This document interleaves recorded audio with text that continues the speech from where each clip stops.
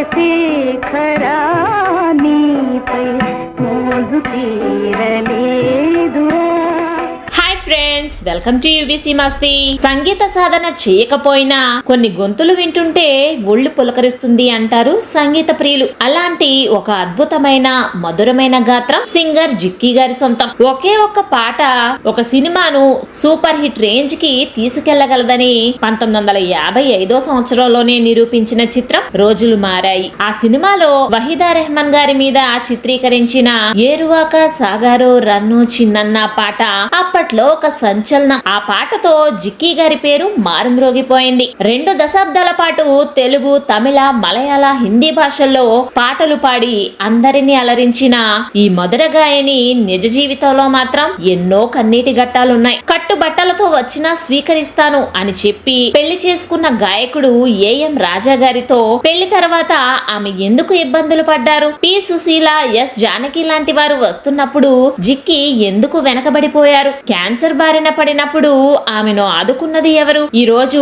ఈ వీడియోలో మనం ఆ గానకోకిల జీవితంలోని తెర వెనుక నిజాలను క్లియర్ గా తెలుసుకుందాం. సో వీడియో స్కిప్ చేయకుండా చివరి వరకు చూసేయండి ఫ్రెండ్స్. ముందుగా ఆమె కుటుంబ నేపథ్యం గురించి తెలుసుకుందాం. జిక్కీ గారి పూర్తి పేరు పిల్లావలపు జగపతి కృష్ణవేణి. ఈవిడ 1935 నవంబర్ 3న మద్రాసులో జన్మించారు. జిక్కీ గారి స్వగ్రామం చిత్తూరు జిల్లాలోని చంద్రగిరి. వీరి తండ్రి గారు గజపతి నాయుడు గారు, తల్లి రాజకాంతమ్మ. 9 మంది సంతానంలో కృష్ణవేణి గారే పెద్ద. ఇంట్లో అందరూ ఆమెను ముద్దుగా జిక్కీ అని పిలిచేవారు. ఆమె పెదనాన్న ధనుంజయ నాయుడు గారు అప్పట్లో పేరు పొందిన గుబ్బి వీరన్న నాటక సంస్థలో హార్మోనిస్ట్ గా పనిచేసేవారు. ఆయనతో పాటు రిహార్సల్స్ కు వెళ్లేది చిన్నారి జిక్కీ. అలా ఆమెకు పాటలంటే ఆసక్తి పెరిగింది. విశేషం ఏంటంటే ఆమె ఎవ్వరి దగ్గర సంగీతం నేర్చుకోలేదు. అప్పట్లో రేడియోలో వచ్చే పాటలు వింటూ వారితో పాటు గొంతు కలిపేవారంతే. పువ్వు పుట్టగానే పరిమిలుస్తుంది అన్నట్టు 6 ఏళ్ల వయసులోనే అద్భుతంగా పాడేవారామె. అప్పట్లో దర్శక నిర్మాత రామ్ బ్రహ్మం గారు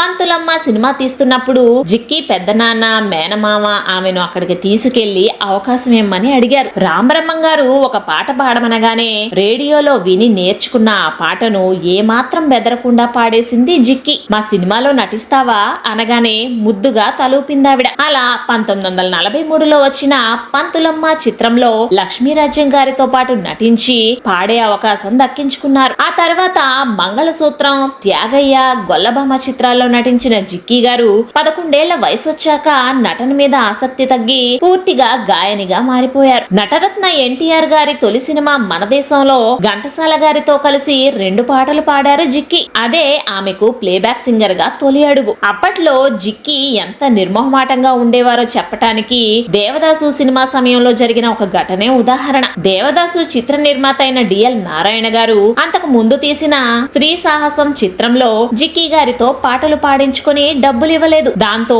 దేవదాసు సినిమాకు ఓ దేవదా పాట పాడిన వెంటనే ఆ సినిమాకి ఈ సినిమాకి కలిపి ముందు నా డబ్బులు నాకు ఇచ్చేయండి అని అడిగేశారట. దాంతో డిఎల్ నారాయణ గారు ఆమెకు డబ్బులు ఇచ్చేసి ఆ సినిమాలో మిగిలిన పాటలు వేరే వారితో పాడించారు. ఇదే సమయంలో శంకర్ జయకిషన్ సారథ్యంలో వచ్చిన ప్రేమలేఖలు సినిమాలో జిక్కీ పాడిన పాటలు ఉమ్మడి మద్రాసు రాష్ట్రాన్ని ఊపేశాయి. దేవదాసు పాటలతో పోటీ పడి మరీ శ్రోతలను అలరించాయి ఆ పాటలు. జిక్కీ గారి పర్సనల్స్ విషయానికి వస్తే జిక్కీ గారికి కార్లంటే చాలా ఇష్టం ఉండేది. కొత్త మోడల్ కార్లు మార్కెట్ లోకి రాగానే కొనేవారట ఆమె.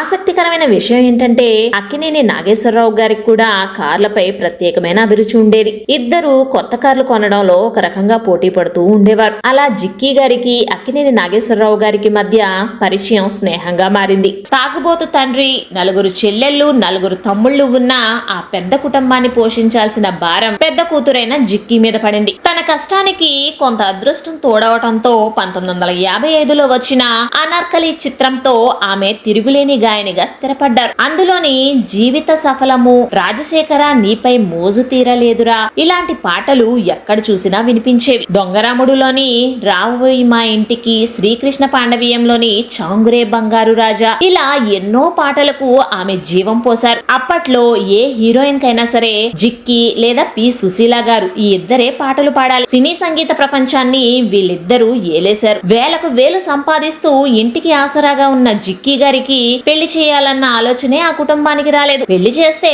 ఆ డబ్బు రాదన్న స్వార్థం వాళ్ళది. సరిగ్గా అదే సమయంలో సహగాయకుడు ఏఎం రాజా గారితో కలిసి ఎన్నో యుగళ గీతాలు పాడారు జిక్కి. ఒకరోజు పాటల రికార్డింగ్ సమయంలో రాజుగారు ఒక చిన్న కాగితం మీద నీకు ఇష్టమైతే నిన్ను పెళ్లి చేసుకుంటాను అని రాసి జిక్కి చేతిలో పెట్టారు. ఏం చెప్పాలో అర్థం కాక ఆ విషయాన్ని తండ్రికి చెప్తే పెళ్లి వద్దనుకున్నాం కదా, ఇప్పుడు మళ్ళీ పెళ్ళంటావేంటి అని కోప్పడ్డారట ఆ కసాయి తండ్రి. కానీ జిక్కి వెనక్కి తగ్గకపోవటంతో నువ్వు పెళ్లి చేసుకోవాలంటే ఆస్తి అంతా నా పేరు మీద రాసి వెళ్ళిపో అని ఆర్డర్ వేశాడా తండ్రి. ఏడుస్తూ వెళ్లి రాజాగారికి ఈ విషయం చెప్తే నువ్వు కట్టుబట్టలతో వచ్చినా నేను నిన్ను పెళ్లి చేసుకుంటాను అని ధైర్యం చెప్పి ఆస్తిపాస్తులు వదిలేసి వచ్చిన జిక్కి గారిని వివాహం చేసుకున్నారు ఏఎం రాజా. అయితే పెళ్లి తర్వాత ఏఎం రాజా ఆమె కెరీర్ కు సహకరించకపోగా అర్థం లేని ఆంక్షలతో ఆమెను ఇబ్బంది పెట్టేవారని అప్పట్లో ప్రచారం ఉండేది. ఆయన పాడమంటేనే పాడాలి, వద్దంటే మానేయాలి అనే రేంజ్ లో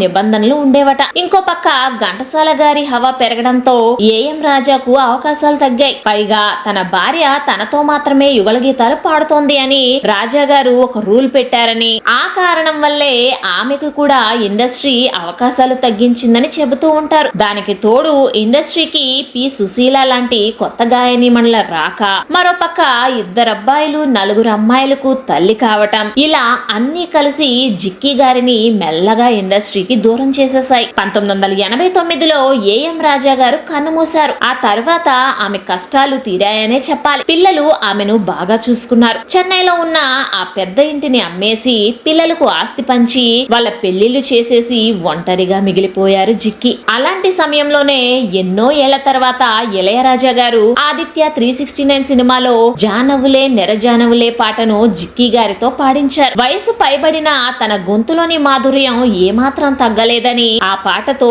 జిక్కి మరోసారి నిరూపించుకున్నారు. ఆ తర్వాత ఆరో ప్రాణం, నిన్నే పెళ్లాడతా, ఆహ్వానం వంటి చిత్రాల్లో ఆమె పాడిన పాటలు మళ్లీ సూపర్ హిట్ అయ్యాయి. జిక్కి గారి ప్రతిభను గుర్తించి తమిళనాడు ప్రభుత్వం కలైమామణి అవార్డుతో సత్కరించింది. కానీ ఉమ్మడి ఆంధ్రప్రదేశ్ ప్రభుత్వం మాత్రం ఆమెకు ఎలాంటి అవార్డు ఇవ్వకపోవటం నిజంగా తెలుగువారి దురదృష్టం. తన జీవితపు చివరి దశలో జిక్కి గారు క్యాన్సర్ వ్యాధి బారిన పడ్డారు. అప్పటి ఉమ్మడి ఏపీ ముఖ్యమంత్రి నారా చంద్రబాబు నాయుడు గారు 2 లక్షలు, తమిళనాడు ముఖ్యమంత్రి జయలలిత గారు 1,00,000 రూపాయలు అందించి ఆమెకు వైద్య ఖర్చుల కోసం ఆర్థిక సహాయం చేశారు. ఆ వ్యాధితో బాధపడుతూనే ఆమె కొన్ని కచేరీలు కూడా చేశారు. చివరికి వ్యాధి ముదరడంతో 2004 ఆగస్టు 16న ఏరువాక సాగారో రన్నో చిన్నన్న అంటూ ఎల్లలు లేని ఆకాశంలో అనంత వాయువుల్లో కలిసిపోయారు ఆ గాన కోకిల. ఆమె భౌతికంగా మన మధ్య లేకపోయినా ఆమె పాడిన వేలాది పాటలు ఇప్పటికీ ఎప్పటికీ మనల్ని అలరిస్తూనే ఉంటాయి. ఇది ఫ్రెండ్స్ సింగర్ జిక్కి గారి జీవితంలో ఎవ్వరికీ తెలియని కన్నీటి గాథ. ఈ వీడియో మీకు నచ్చినట్లయితే లైక్ చేయండి. జిక్కి గారు పాడిన పాటల్లో మీకు ఏ పాట బాగా ఇష్టమో కమెంట్స్ లో కమెంట్ చేయండి. ఇలాంటి మరెందరో మహానుభావుల జీవిత విశేషాల కోసం మన యూవీసీ మస్తీ ఛానల్ ను తప్పకుండా సబ్స్క్రైబ్ చేసుకోండి ఫ్రెండ్స్. మరో అద్భుతమైన వీడియోతో మళ్ళీ కలుద్దాం. జై హింద్.